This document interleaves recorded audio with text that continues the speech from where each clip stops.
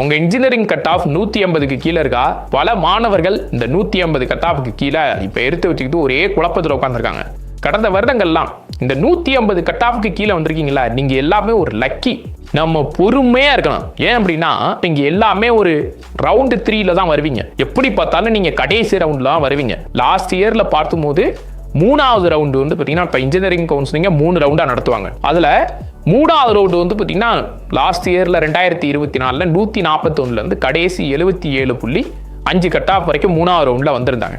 இப்போ நீங்கள் அந்த கட் ஆஃபுக்குள்ளே இருப்பதற்கான வாய்ப்பு இருக்குது. இருந்தாலும் நான் 150 பிலோ கட் ஆஃபையே இந்த வருஷம் 3வது ரவுண்டில் வருவதற்கான வாய்ப்பு. இப்போ நமக்கு என்ன மேட்டர்னா, உங்களுக்கெல்லாம் ஒரு குழப்பம் இருக்கும். சார், பெரிய பெரிய காலேஜெலாம் நீங்கள் நம்ம நினச்ச காலேஜெல்லாம் கிடைக்காத சார், பெரிய காலேஜுக்கெல்லாம் நம்ம போக முடியாத சார், உண்மையாகவே நம்மளுடைய கட் ஆஃப் குறைஞ்சி போச்சு சார், என்ன சார் பண்ணுறேன்னா நம்ம வேடிக்கை பார்க்கலாம். இப்போ ஜூன் 27 நமக்கு வந்து பார்த்தீங்கன்னா TNEAவோட ரேங்க் லிஸ்ட் வரப்போகுது.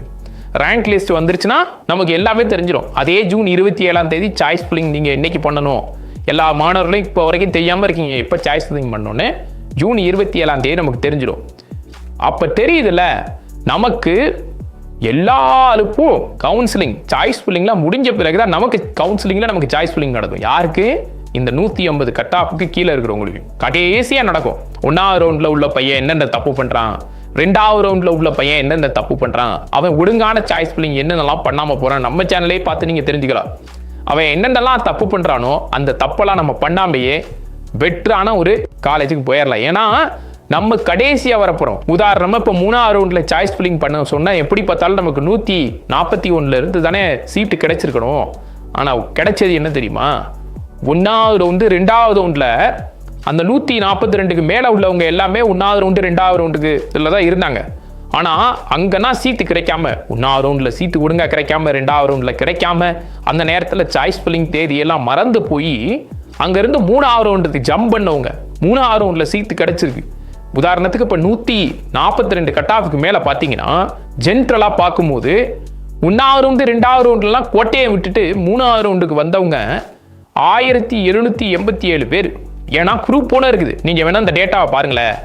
நீங்கள் பார்த்தீங்கன்னா உங்களுக்கே ஷாக்காகி போயிடும். 3வது ரவுண்டில் சீட்டு ஒரு பையனுக்கு அலாட் ஆகி அந்த ப்ரொவிஷனல் அலாட்மெண்ட்டில் நீங்கள் இப்போ பார்த்துக்கிட்டு இருக்கீங்க. நீங்கள் பாருங்கள், எவ்வளோ பெரிய கட் ஆஃபில் உள்ள பையெல்லாம் 1வது ரவுண்டில் உள்ள பையன் வந்திருக்காங்க. 3வது ரவுண்டில் சீட் அலாட் ஆகிருக்கு. 2வது ரவுண்டில் உள்ள பையனுக்கு சீட் அலாட் ஆகிருக்கு. இவ்வளோ பேர் என்ன பண்ணியிருக்காங்க, 1வது ரவுண்டில் ஒழுங்காக சாய்ஸ் ஃபில்லிங் பண்ணாமல், 2வது ரவுண்டில் ஒழுங்காக பண்ணாமல் இங்கே வந்திருக்காங்க.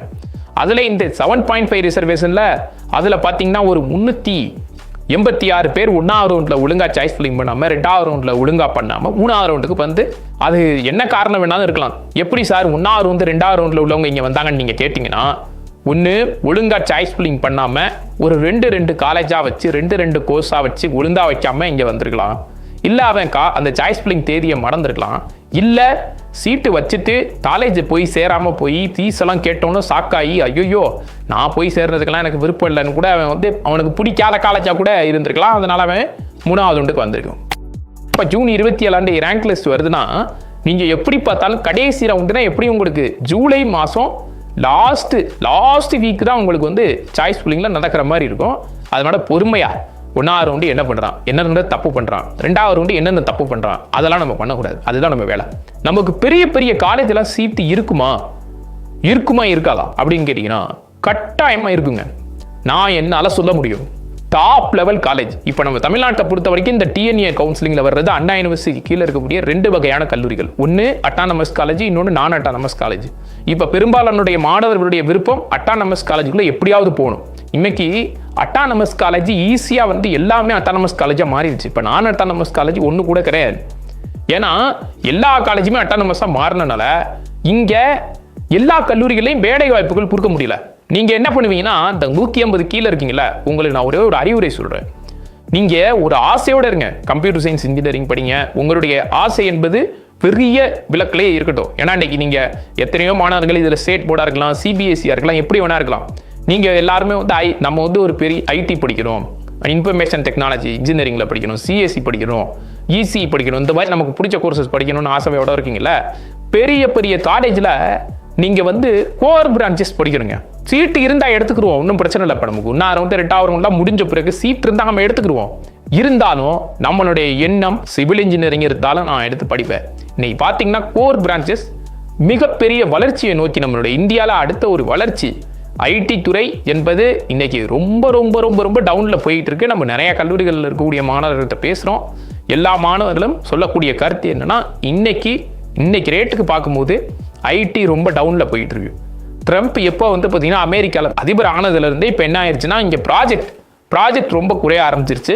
அப்போ நம்ம என்ன பண்ணணும், கோர் பிரான்ச்சஸை எடுக்கலாம். அதனால கோர் பிரான்ச்சஸ் நான் எடுக்க சொல்லல. இருந்தாலும் கோர் பிரான்ச்சஸில் உங்களுடைய மைண்ட் செட் எப்போவுமே இது வந்து எவர் கிரீன், என்னைக்குமே அழியாத ஒரு course. Mechanical engineering, civil engineering, electrical electronics engineering, biomedical engineering இருக்குது, மெக்கட்ரானிக்ஸ் இருக்குது, கெமிக்கல் இன்ஜினியரிங் இருக்குது, ரோபோட்டிக்ஸ் அண்ட் ஆட்டோமேஷன் இருக்குது, என்விரான்மெண்டல் இன்ஜினியரிங் இருக்குது, aerospace, aeronautical, mechatronics, food technology, ஏகப்பட்ட கோர்ஸ். இன்ஜினியரிங் ஆரம்பமே, அதனுடைய ஆரம்ப ஸ்டேஜே நீங்கள் இன்ஜினியரிங் வாயில சொல்லலாம், அதனுடைய ஆரம்பமே மெக்கானிக்கல்ல இருந்து தான் தொடங்குது. இதா என்னைக்குமே அழியாது. சிவில், மெக்கானிக்கல், கெமிக்கல் இன்ஜினியரிங், இந்த மாதிரி கோர் பிரான்ச்சஸ் தொழில் சார்ந்த படிப்பு. இன்னைக்கு நீங்க பாருங்களே, டிப்ளமோல ஒரு பையன் படிச்சுட்டு வரானா அவனுக்கு எல்லாமே தெரியும். டிப்ளமோல படிச்ச பையனுக்கு அவன் இன்ஜினியரிங்கை பாதியை கரைச்சி குடிச்சிட்டு தான் வர்றான். பாதியை கரைச்சி குடிச்சிருவான் எப்படி பார்த்தாலும். அது தொழில் சார்ந்த படிப்புலேருந்து வர்றான். அப்போ நீங்கள் இப்போவே வந்து தொழில் சார்ந்து போய் ஒரு இடத்துல வேலை பார்க்கணும். நீங்கள் நின்று வேலை பார்க்குற மாதிரி, அந்த மாதிரி ஒரு இப்போ மெக்கானிக்கல் கம்பெனினா போய் நீங்கள் வேலை பார்க்குற மாதிரி இருக்கும். சிவில்னா நீங்கள் ரியலாக லைஃப்பில் நீங்கள் நல்ல கல்லூரிகளை மட்டும் பாருங்கள். அதுக்குள்ளே எந்த கோர்ஸ் வேணாலும் எடுத்துக்கிட்டு போக பாருங்கள். உங்களுக்கெல்லாம் கவர்மெண்ட் காலேஜ் 150 கீழே கிடைக்காதுன்னு சொல்ல முடியாது. அண்ணா யூனிவர்சிட்டியோட கன்ஸ்டியூஷன் காலேஜ் ரீஜனல் கேம்பஸ் வெறும் 50,000 படித்து முடிச்சுட்டு வந்துடலாம். அவ்வளோ காலேஜ் இருக்குது நம்ம தமிழ்நாட்டில். கிட்டத்தட்ட ஒரு 16 கல்லூரிகள் இருக்குது. அரசு கல்லூரிகளில் சீட் இருந்தால் பார்த்துக்கலாம். நீங்கள் எவ்வளோ குறைவான பீஸில் படிக்கிறீங்களோ அதுதாங்க நல்லது. இப்போ நம்ம பார்த்த வீடியோட ஃபுல் டீட்டெயில் வேணும்னா அதோட லிங்கை வந்து டிஸ்கிரிப்ஷனில் போட்டிருக்கோன்னு சொல்லியிருக்கோம். அந்த லிங்க்கை கிளிக் பண்ணோம்னா அது ஒரு வாட்ஸ்அப் பாட்டுக்குள்ளே போகும். பல பேருக்கு அந்த வாட்ஸ்அப் பாட்டை எப்படி ஆக்சஸ் பண்ணுறேன்னு தெரில. அந்த வாட்ஸ்அப் பாட்டை எப்படி ஆக்சஸ் பண்ணுறோம் சின்ன டெமோ வீடியோ போட்டிருக்கேன் பாருங்கள்.